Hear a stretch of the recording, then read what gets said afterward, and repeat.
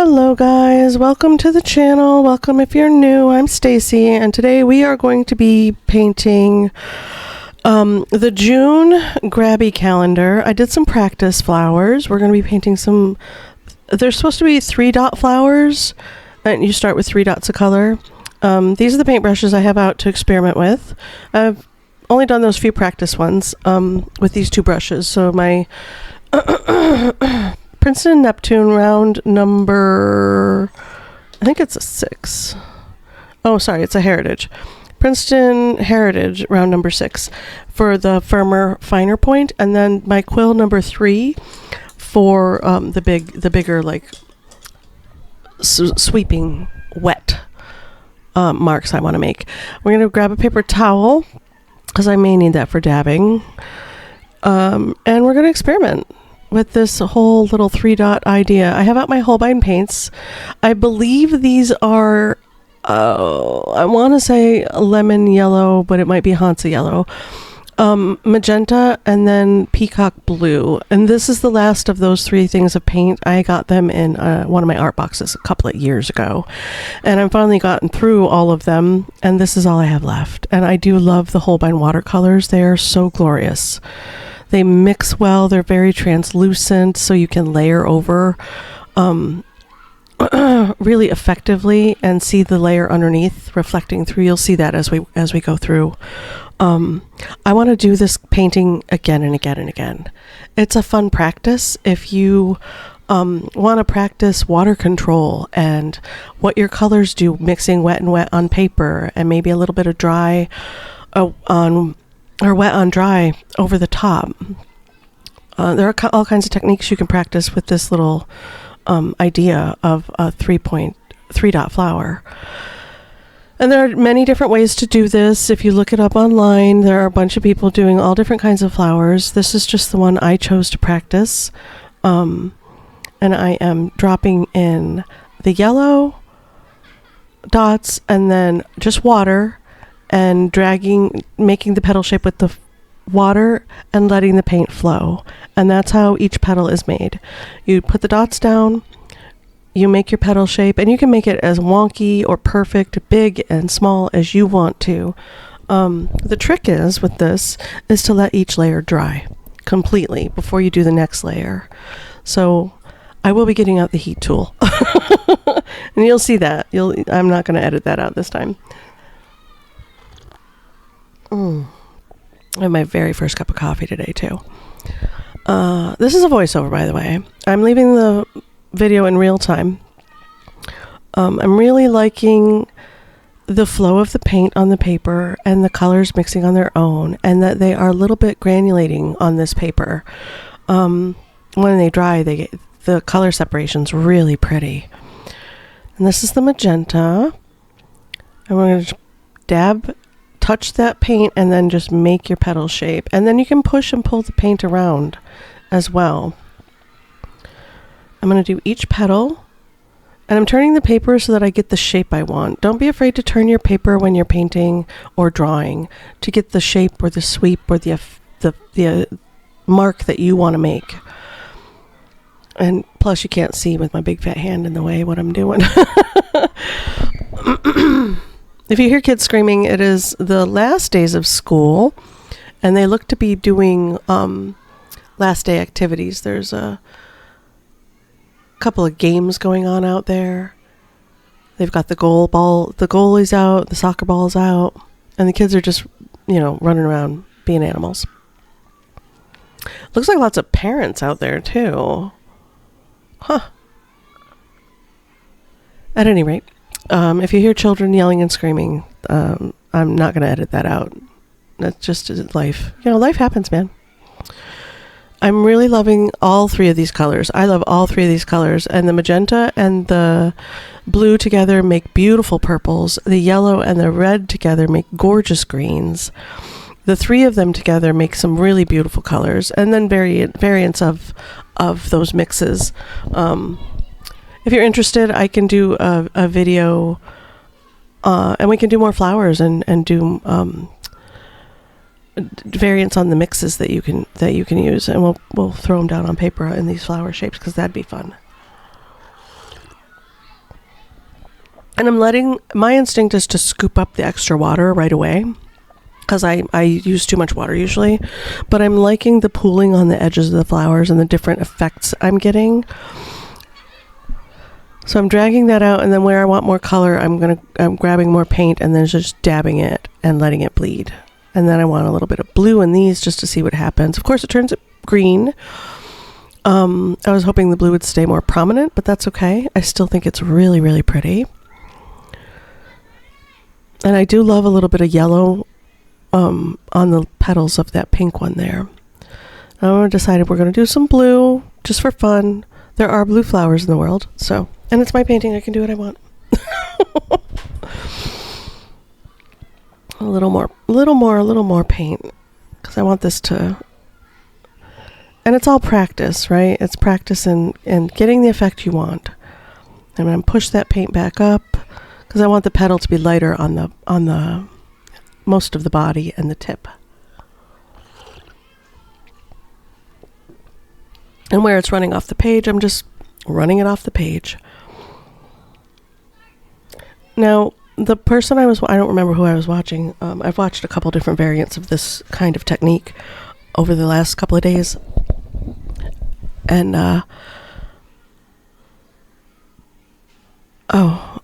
they used a resist. She painted all of her petals, and then she let them all dry to add the next layer of petals, because most flowers have 5 or more petals. So I stuck with 5 because it's a small piece of paper, and this is just a practice, and I really wanted it to be whimsical and pretty.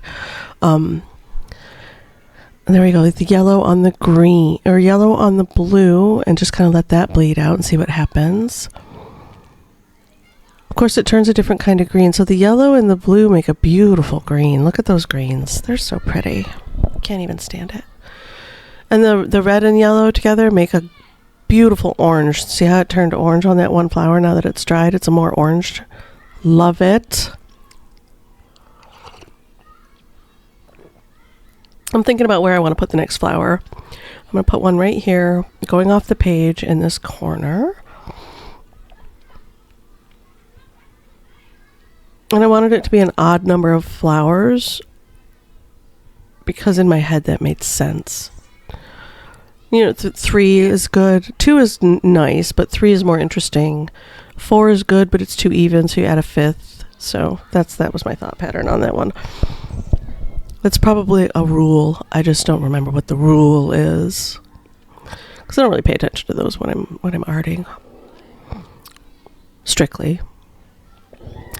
And I'm not touching the other petal because I want this one to look like it's underneath the one that's there. So I'm just going to, for this first round where the petals run into each other, I'm going to let it fade out. So pretty. And you can practice this with your paints too. It doesn't have to be the Holbein paints. Any of your watercolors will do. Even acrylics. You could probably do this with acrylic paint and maybe do white on the ends, like put down white and then dab the acrylic paint into the white and drag it out. That would be really pretty. I don't do a lot with acrylic, but it seems like that might be a good way to go about it. And I wanted this to have a little purpley, so I'm kind of blending around the pink and the blue, but not touching that blue because I really want the blue to be prominent. See, that blue's so pretty. Look at that purple color coming out. So pretty. All right, I'm going to say so pretty too many times. The reason you want to let it dry completely is because you want to layer over your other petals, and you don't want to disturb the petals that are underneath. I want them to actually be seen through, to be very translucent. I always wondered how do they do that? This is how. Patience. It's a virtue that I struggle with. That instant gratification is ingrained in my brain. This one we're going mainly yellow, because there's that C shape of yellow on the page now. I thought it looked nice. There's enough of a break between the flowers, and when we get the other layers on, you'll see even more of a break between the yellow flowers. I really want this yellow to be prominent, so I'm dabbing in a bit more yellow. And then just a touch of the magenta, because I want to try to make it orange, like really orange, but with the little red dots.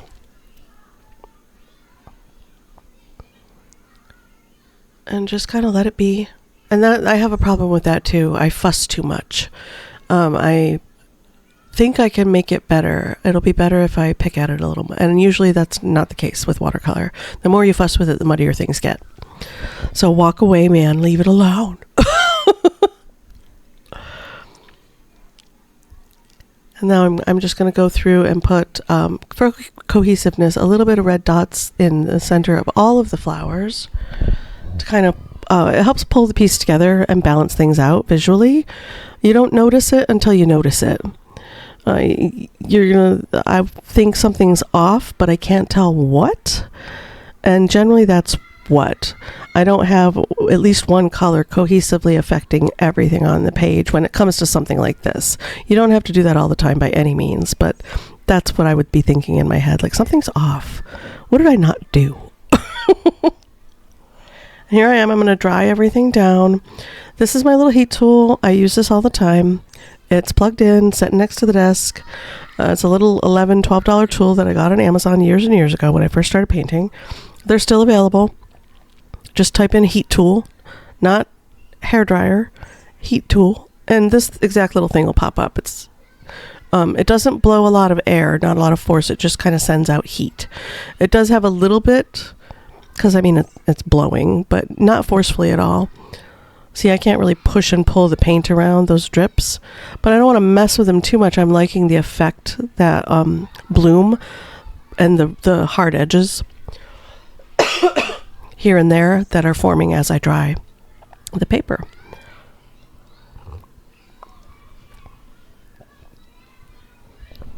And as you can see, it doesn't really take a long time when you use even too much water. I used quite a bit of water in some areas for it to dry down.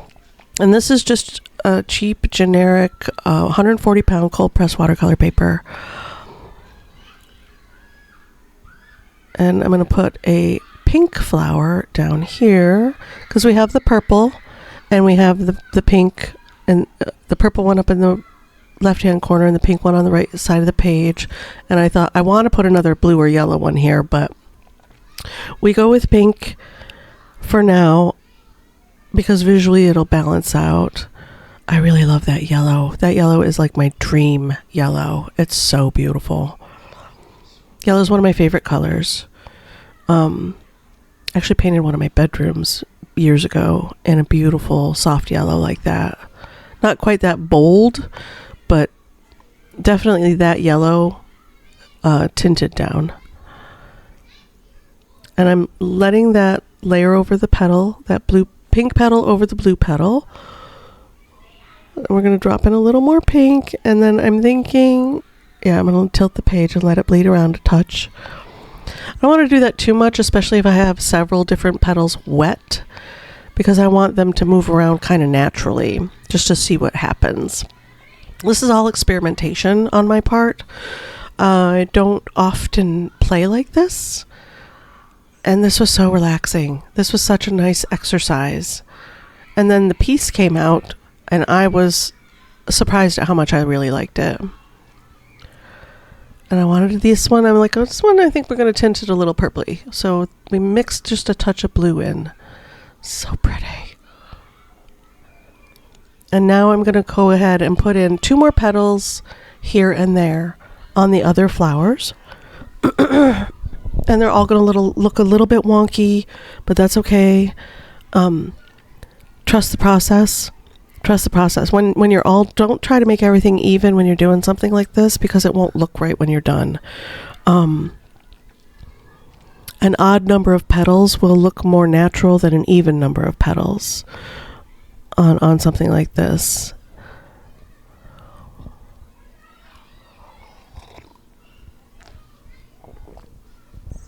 And just throwing in some yellow at the end of that pink there. I want this petal to maybe be a touch more colorful. I don't want to try to paint it to match what's underneath, because what's underneath is dry and watercolor dries lighter than when you put it down 90% of the time. That bold yellow, man, that dried nice. And I'm just going to leave them alone and let them dry, and we'll hit it with the heat tool again, and after we're done putting on our 2 more petals on each flower. Same process, and we're going to gently overlap the other petals with 1 stroke and not mess around. Same step, and when it dries is when the payoff hits. Trusting the process, which is hard for me as well.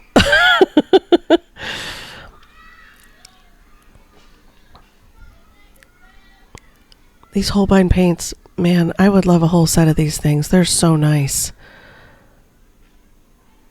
Once again, I didn't buy these for myself purposefully. They came in an art box, and they live in this palette until they're gone. This is my Holbein palette. And I just emptied the tubes out into this palette, so this is all that's left, sadly. I did it while my granddaughter was here, and she's like, "What are you doing?" I'm adding paint to my palette. Can I do it? Thank God I was almost done. I was like, no, this is a Nana job. Oh. And then, of course, she wanted to paint with them right away, and I had to explain to her that they need to dry down first. We got other watercolors to paint. Here we go with layering. So this yellow petal over that blue. So nice.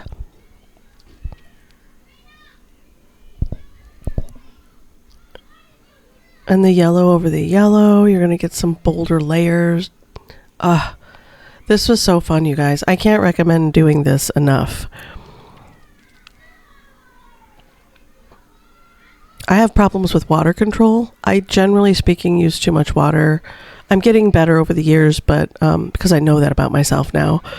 But it took a hot minute for me to figure out why things weren't working in my watercolor paintings. And generally it's because I was using too much water. I tend to work really water heavy.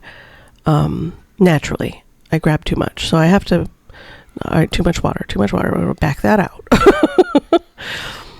And I've just come to terms with the fact that that's probably ingrained in my soul at this point. And I'm constantly going to have to remind myself that I need to ease up. Touches of blue to make that green center. And you can see I have a bunch of stuff out on the table. I have out colored pencils, which I chose specifically to kind of sort of match the colors in the palette. Not sure if I was going to use them all or not. And then I have out some Liquitex. This is actually my favorite Liquitex color. It's a bronze. And is it? Oh no, this is the copper. I lied. The copper is my favorite. The bronze is nice too, but the copper is my favorite. They're almost gone. I've had these bottles for years. I use them in mostly my ink pieces because I forget about them. But the lady that I was watching, one of them was using some sort of metallic stained glass paint in a little like tube. I'm going to hit this with the heat tool again because I want those layers to dry quickly so that I can move forward. And you don't have to. You can just set it aside and walk away and go get lunch and come back and do the next step. You can take breaks while you do this kind of exercise. Do your first layer, and you know if that's all you have time to do, throw down a couple flowers and go do your thing, and then come back and throw down another couple flowers and do your thing, and then come back and throw down your next layer, and then maybe later in the evening put in your other touches. You don't have to do this all at once at all. But the lady that I was watching used a metallic stained glass paint as a resist around the outside edges of her flowers because she was working on a very large sheet of paper. And because she wanted to put a background in behind her flowers. She had them spaced out pretty nicely on the page. And it kind of made a little barrier between her flower and the rest of the page so she could put in watercolor and it wouldn't muddy up her flowers. And I thought that's a great idea. I love a nice resist on my paintings. Another thing you can do if you want your if you don't want to use metallics, is to get a plain wax crayon, like a color crayon, and have them on hand in your stash, and just hit the edges of your petals, like the very edge. It won't change the color of your paint, but it will resist paint moving over the part that you want to preserve. If you don't want to use something like,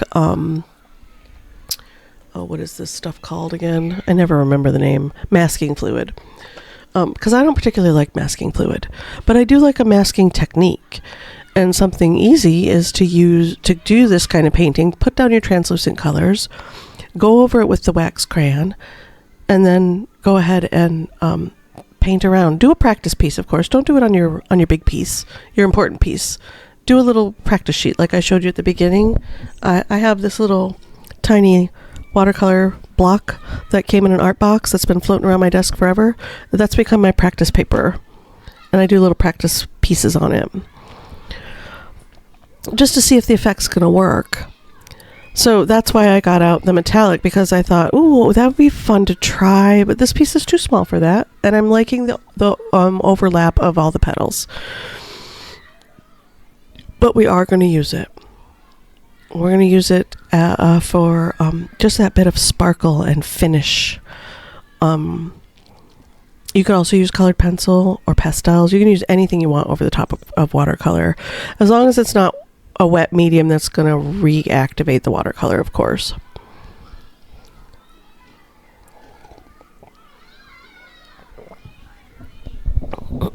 My general go-to is to use ink over my watercolors, because I like that as well.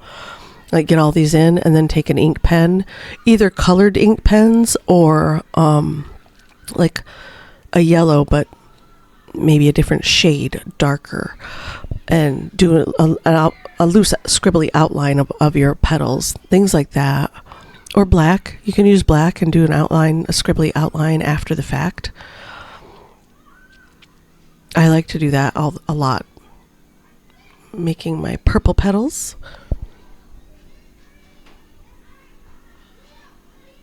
And you can already see on that pink flower and the upper yellow one, those are drying already. See that beautiful layering where you can see the petals below? Dreamy. I've been trying to do this technique for several months on several different pieces that I've done on video and failed miserably. So I'm super excited that I got this. I got this in the tools now. It's in my toolbox. I know how to do it. Patience is a virtue that I struggle with. Then we're going to go in and put in some dots. Dot, dot, dot, dot, dot in the center. A little bit of yellow dots in all of them, because I think it looks so pretty.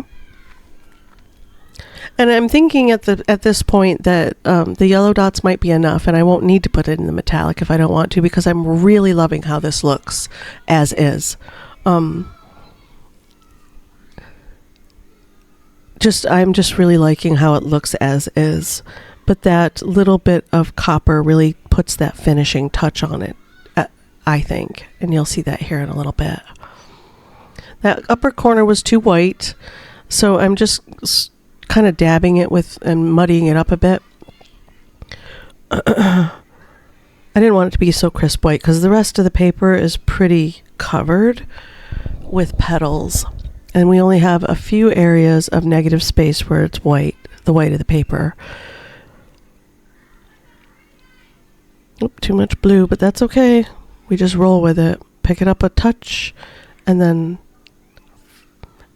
stop fussing. Stop fussing. Okay. Oopsie. There we go. All right.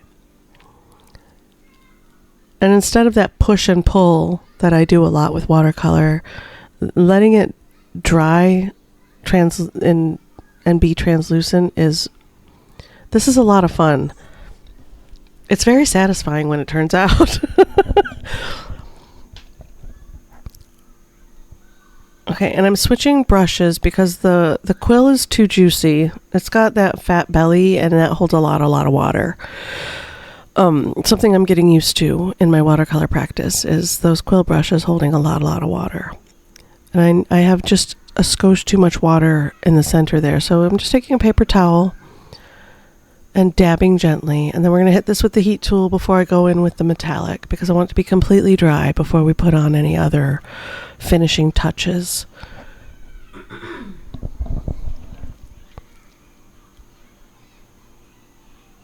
And as I dry, you can see, sorry about the focus on the camera, it keeps grabbing my hand because it's closest to the camera. But you can see that beautiful layered effect as it dries, real time here. And it doesn't take long to dry with this little heat tool either, so you can move right along. And this painting only took 34 minutes with the heat tool. Of course, it's going to take longer if you have to wait for your paper to dry. I'm trying to flatten things out a little bit, so I'm holding the heat tool in certain areas where I have it more wet than others and the paper buckled just a bit. So that's when I'm pausing. That's what's going on there. I'm waiting for the sizing in the paper to shrink back down. And it won't shrink back down completely. It is a touch buckled here and there. But this Grabie paper flattened out pretty good. I'm holding the piece in my hand right now. It flattened out pretty good, all on its own. And your watercolor paper might be different, but this is the paint I'm using, Liquitex. And I bought this in a set years and years ago when I first started painting. You can still get it in a set on Amazon. I'll link it down below. I'll try to link all of this stuff down below that I'm using. But it's a good little thing to have in your stash if you can swing it. If you don't use them in every single painting, they wear pretty slowly, so they'll last for quite a while. Gotta make sure you put your caps on tight though, because yeah, and clean the lip of your if you get paint on the lip of any of your acrylic stuff, even your watercolor tubes, those metal watercolor tubes will dry like shut.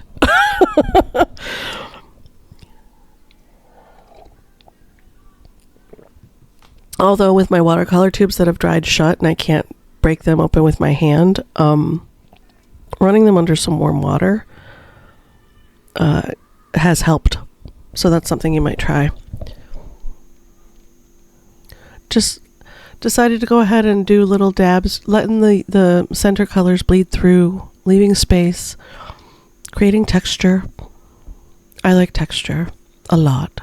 And I'm deciding, do I want to outline them completely, or do I just want to put in like a little bit of broken lines? And I'm really digging the broken lines, so that's what I go with.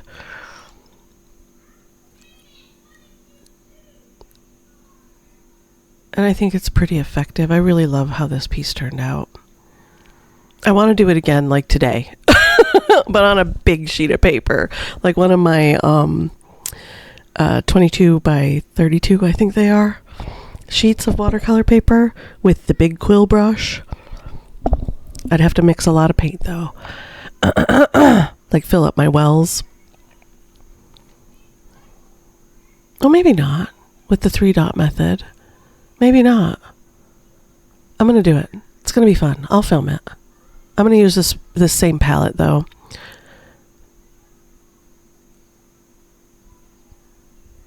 Maybe I'll do a yellow and pink and then a purple and blue, like the magenta and blue flowers that turn purple and then blue in one piece. See how that turns out. Maybe I'll cut my big sheet of paper in 4 and do 4 paintings. Like just tape it off. Oh, I'm so excited. Isn't it great when you find a new technique that just sparks your creativity? And I'm using the very tip of the brush because I don't want my lines to be too thick, and I'm just kind of dragging them around the outside edges of the petals, both the ones underneath and the ones on top. The ones that are underneath, though, I'm doing a very light line. I want the suggestion. I don't want to necessarily completely outline every little thing, because your eye will finish. Your senses will do a lot of the work for you when you're visually looking at a piece. visually looking at a piece. How else would you look at a piece? Art or anything else for that matter. What do you think? What do you think of the metallic little touch there? It finishes it, right? So pretty. So happy that I tried this. Life has been busy, so I haven't been painting as much as I like to. I like to paint every single day, 2 or 3 times a day. But life doesn't allow for that all the time. So this was a nice jumping back in exercise. Let me know if you guys do this. I'd love to see your piece, how it turns out. Oh, yay. What flower do you like best? Do you like the purple? That blue's really standing out to me. And here I'm deciding, do I want to use these? Do I not? And I'm like, all right, go ahead. Just do it. A little bit of texture line, just lightly, light. For visual interest, and you don't have to do this either if you don't want to. If you like your flowers just watercolor, on watercolor, do that. Add a little chalk, oil pastel over the top. Ooh, that'd be interesting. To do your bold details, your centers, and any stems you want to put on. Maybe yours are not overlapping like this. Maybe yours have stems. That's why I got out the green. I thought maybe I'll just do 1 or 2 flowers like this, and then add stems down the sides of the page so we can see the calendar. And then I got carried away and covered the whole page because I liked it. Once I started, I was like, we're doing it all. But that little bit of, just that little touch of texture adds another little something that I really enjoy. But if you don't like it, don't do it on yours. You don't have to. That's the joy of creating. You don't have to do stuff the way other people do it. It's that whole take what you like and leave the rest.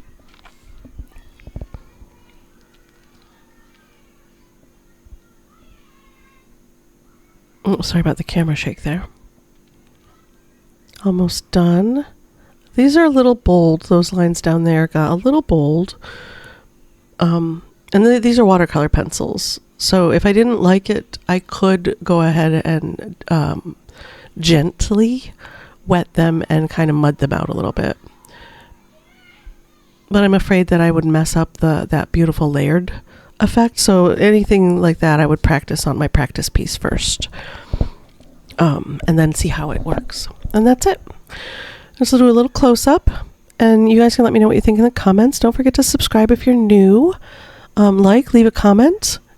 I do answer all of them. Look at that metallic bling. And you can still see, so cute, the calendar, which is great, because I actually do use these calendars. See the calendar? Ah, so pretty. All right, I love this. Let me know what you think in the comments below, you guys, and I will see you in the next video. I'm pointing out that you can see the calendar again. Bye.